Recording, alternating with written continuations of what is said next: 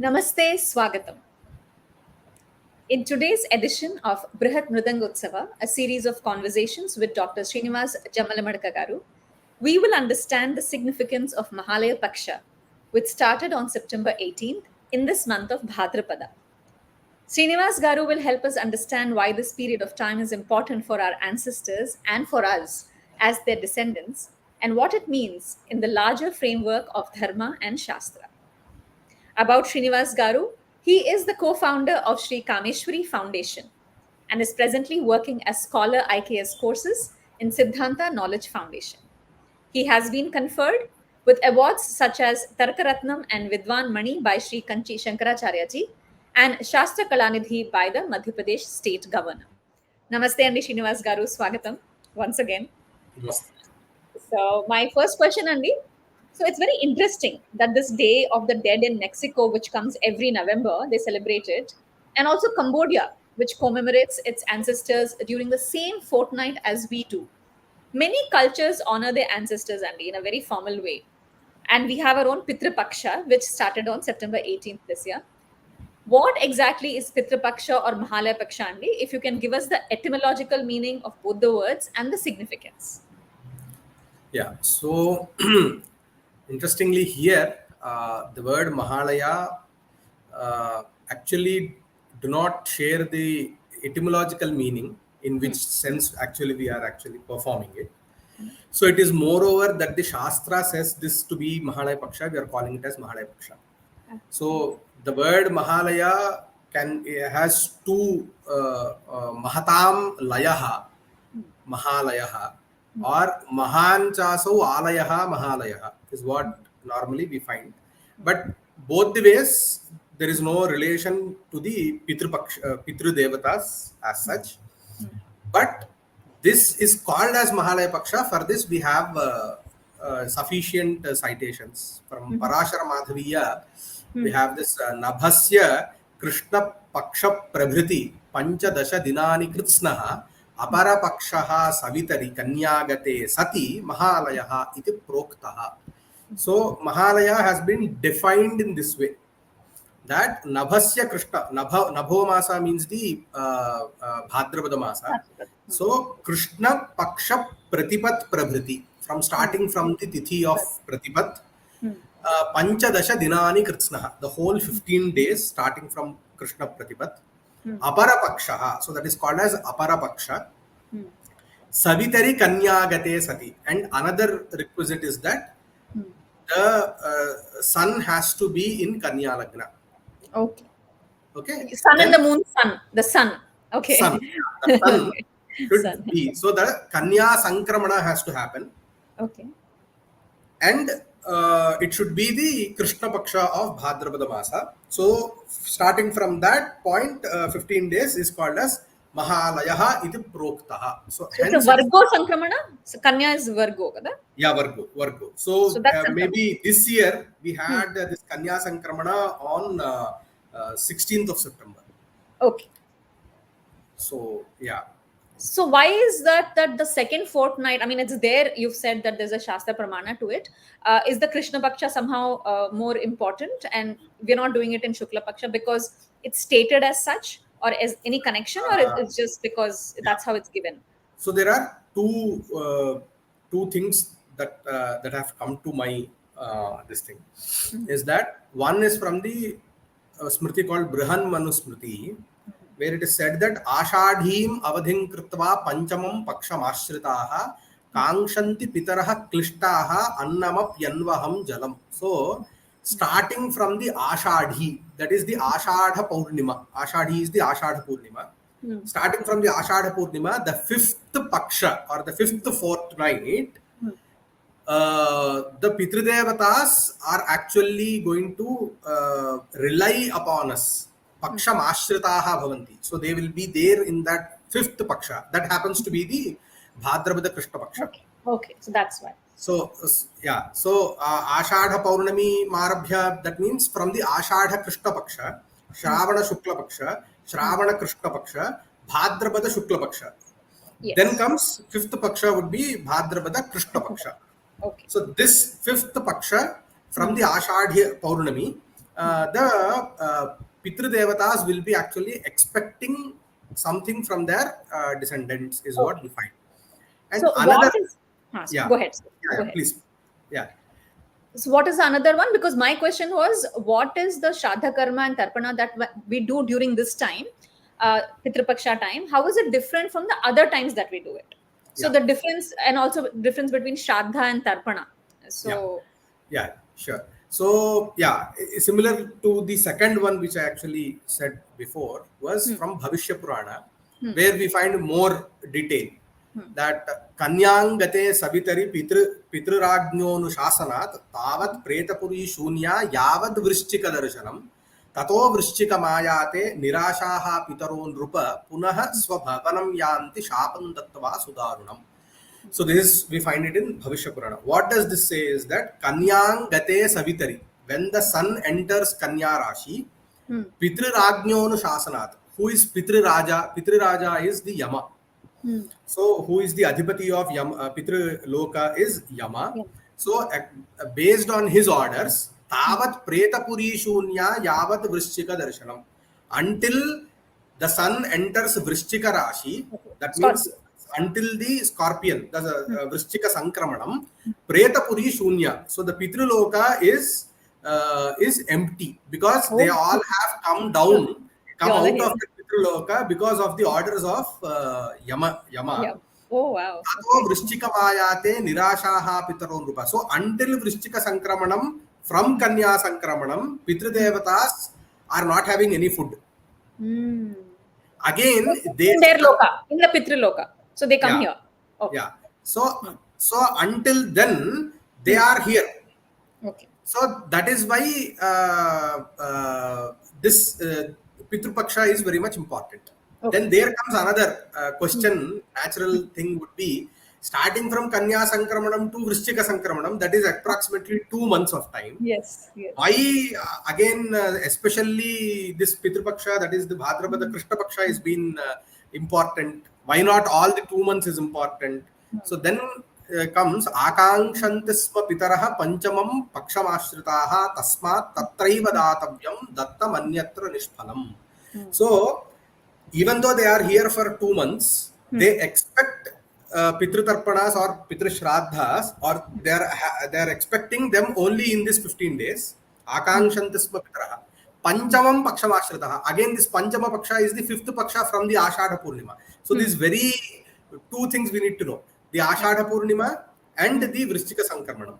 So that is why they expect here, and if we do not actually address them, punaha swapanam yanti śāpam dattva sudaranam. So they will be very much disappointed if their descendants are not actually addressing them. So it is very much a duty, and hence it is considered to be nitya karma, that doing Shraddha or Tarpana in the Mahalaya Paksha is what we understand here. And so the difference? Yeah, that means, yeah. So normally we do Abdika Shraddha, which we call it as. Abdika is, Abda is 1 year. So whatever we do, the Shraddha yearly, so normally we do it on the Tithi that our father or mother have expired.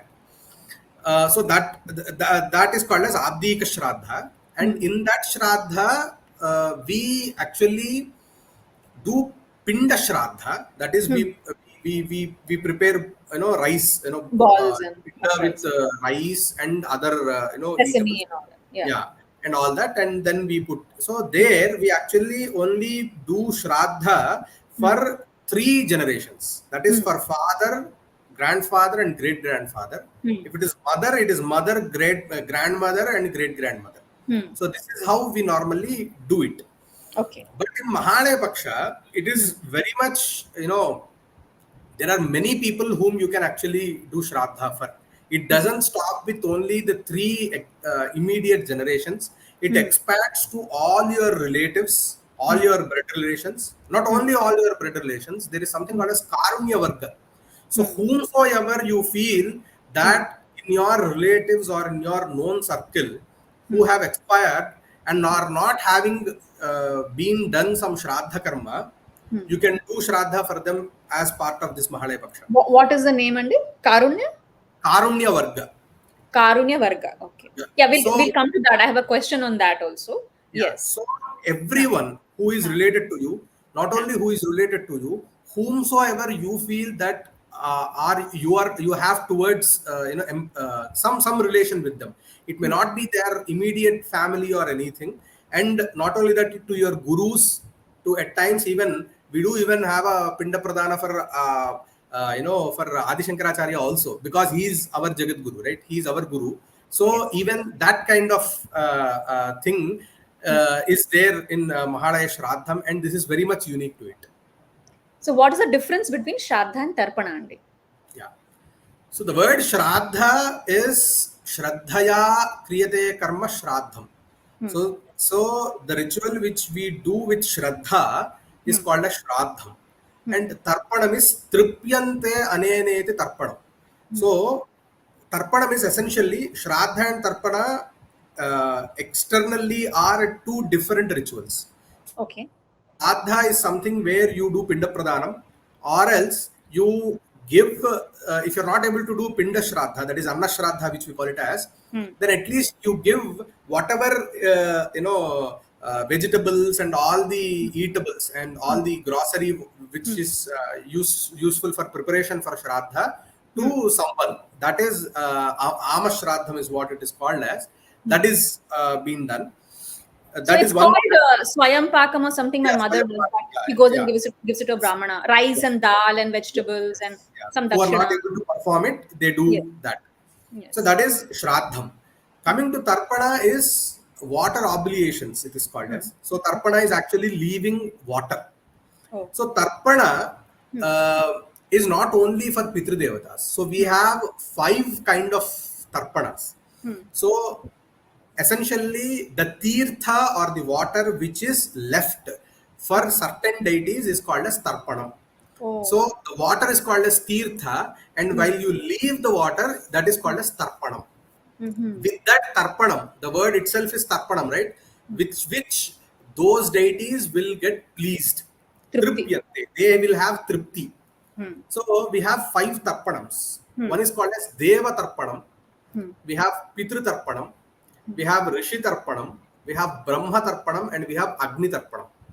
So if we leave the water from this way, so then this is called as Deva Tarpana. So that is why when we are doing Deva Tarpana, we leave water from here. If it is a Rishi Tarpana, so in recently we had our Shravana Purnima where we do Rishi Pujanam and Rishi Tarpanam. So then we actually leave water from here. So this is Rishi Tarpanam. And this is Brahma Tarpanam. This is the only thing that which we give for Parabrahma. Here Brahma is not the Chaturmukha Brahma but the Parabrahma. So Brahma Tarpanam.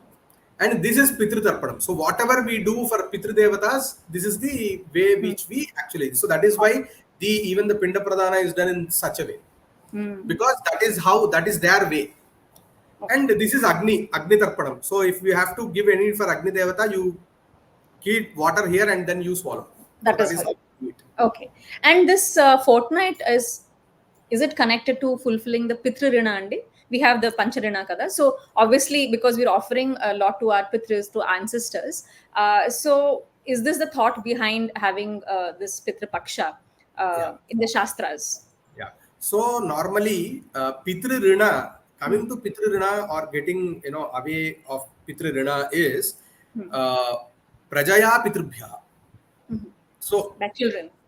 Yeah, by children that do we normally get rid of the pitr-rina. This is also this is actually interrelated. Okay. So in order to have children, you need to have pitr-devata anugraha. So how will you have pitr-devata anugraha? Is by doing Shraddha and Tarpana to pitr-devatās. So this is how it is. It's connected. In return, they give you the children, so through which you can get rid of pitr-rina. Okay. And there are sorry. Definitely, there will be another following question, or definitely there will be this doubt: what if we are not having kids naturally? Exactly. Then what is it that? So there are 2 answers to this.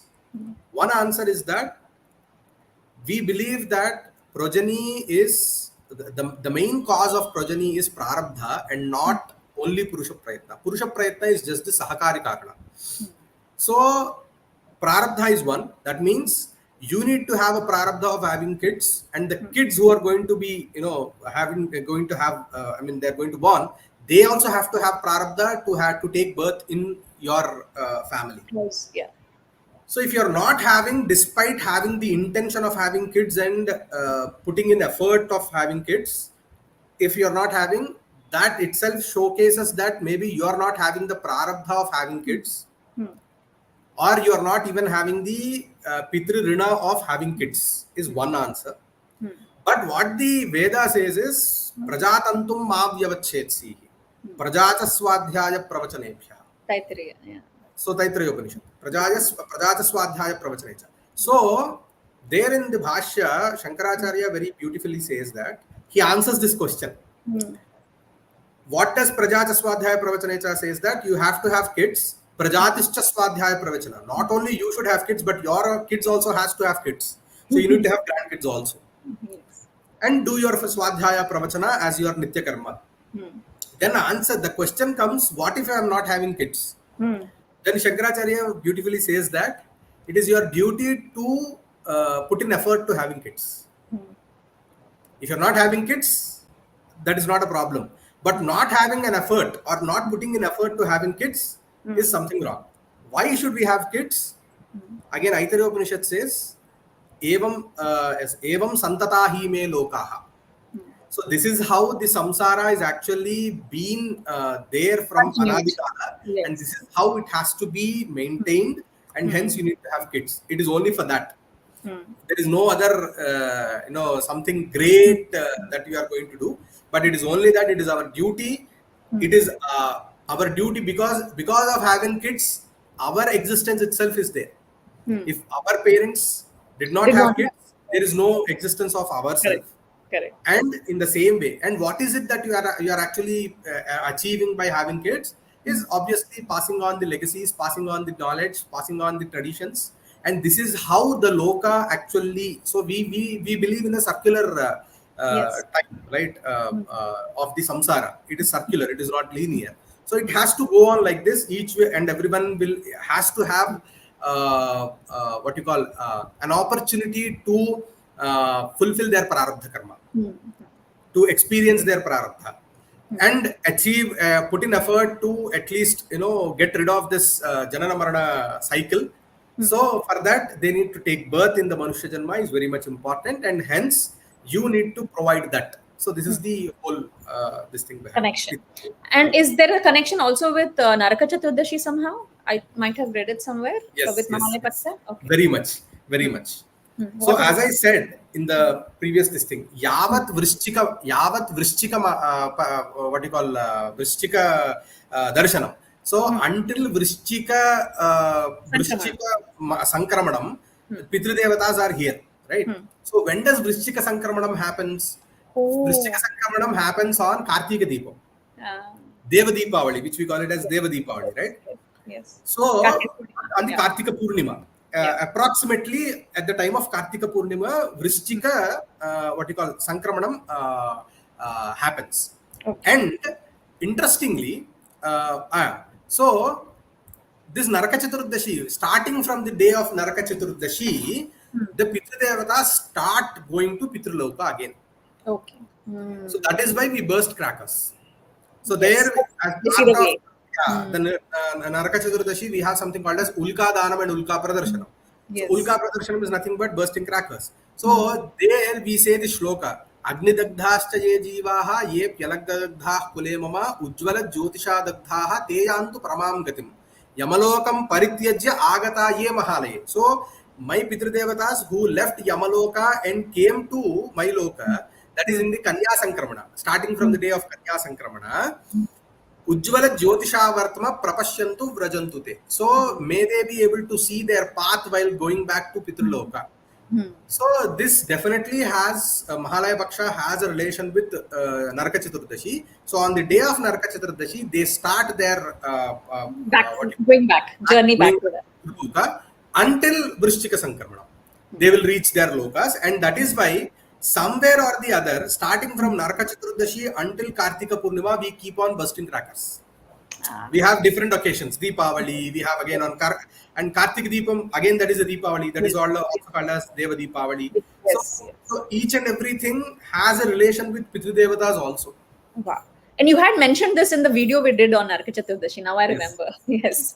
So how should we offer Shraddha to our ancestors in contemporary times? What is the Vaidika ritual for a lay person? For the Brahmanas and others who perform, there is a niyama and kriya. But is there anything that a lay person can do that you would suggest or recommend? As Shraddha is a very meticulous, elaborate ritual. Yeah. So there are no simplified manuals that I have gone through. There may be. But one thing maybe we can do is at least know that this is a pitr-pakṣa, and people who don't know actually when did their ancestors have expired and etc. There is something called as on Mahalaya Amavasya they can do the Shraddha, and not only in Mahalaya Amavasya, normally many people do it on Mahalaya Amavasya. Even many communities belonging to Shudra Varna, they do on Mahalaya Amavasya, they don't do on the Abdika Shraddha. Okay. That means they don't do so it's once a year they do. For the once in a year, that is Mahalaya Amavasya itself. Oh, okay. So that is a practice that is been there. Okay. And apart from that, maybe at least chanting some of the pitr-stotras. There are pitr-stotras which we can actually share the links in the description. Maybe chanting pitr-stotras these 15 days is one way of actually remembering them, and getting some. We will try to get some manuals wherein, because these rituals need some prerequisites. So they can go to a Brahmana who will perform it, right? The person who performs it. That is definitely, that is something that we have to do. Yes. Yeah, recommended. That is something we can do. Yeah. And so this is what you're saying, Mahalaya Amavasya, the Sarvapitri Amavasya. That is the day when they all perform, you're saying. Yeah. And is this something that can be done for strangers also, Andy? Like you said, you can do it for your relatives who we don't know which tithi they passed away. Is this Shraddha in this period, in the pitr-pakṣa, can it be performed strangers? By strangers I mean not related by blood. Can you do it for? Yeah, that is what I said. In the pinda pradana. So normally there will be only 3 pindas in the normal Shraddha. Here it can be from 15 to 40 also, depending on the list of people that you have. So anyone and everyone can be included in this Shraddha. So that is the beauty of this ritual. Wonderful. And if possible, normally there is Sakran Mahalaya and what you call Paksha Mahalaya. So that means in this Mahalaya Paksha, there is a method that each and every day you do a Shraddha. Every day you do Mahalaya Shraddha, or else any one time you do Mahalaya Shraddha. That is also there. Okay. So depending upon your Shraddha towards your ancestors and your capability, it is. He also said that Vitta Shatyam Nakarayat. If you are having the strength, physical strength, ability, and the monetary strength also, then it is advised to do every day. The 15 days, 15 Shraddhas. Oh, that is the question I had, but I'll ask you right away.